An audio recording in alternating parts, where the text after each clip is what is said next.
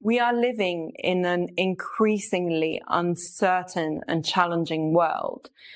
And there's almost this sense of a rise in collective negative emotions. And research actually demonstrates that negative emotions, such as fear, have the power to drive people into inaction. So the question is, how do we stir this kind of negative behavior wheel into the opposite direction towards positive, hopeful, creative mindsets? In other words, what are we actually going to choose as our guiding light to navigate uncertain social, geopolitical, ecological times? In this era, we believe it's absolutely imperative that we foster alternative, positive visions for the future by giving a home to hope.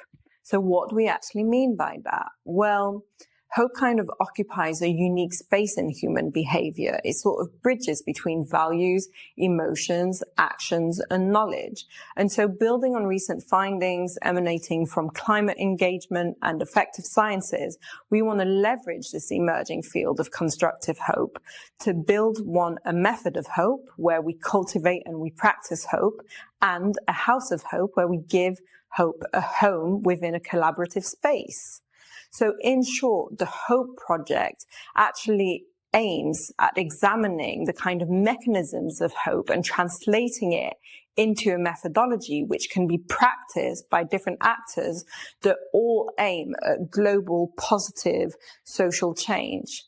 I think the ultimate goal of the project is to find kind of common solutions which are rooted in positive visions of the future.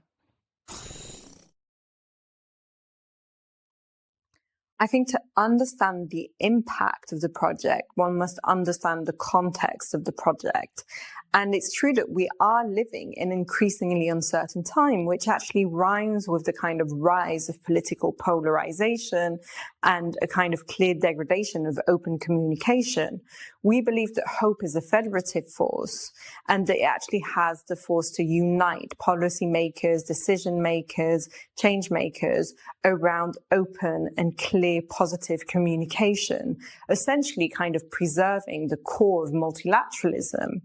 We also target youth and future generations because we really think that hope kind of has this power to give a future to the future. In other words, if we foster alternative positive visions, we believe that we're empowering the possibility of youth action. And so if I were to kind of summarize the impact of the project, it starts at this mindset level where all that benefit from the project are immersed in the right mindset to unlock the right pathways of change.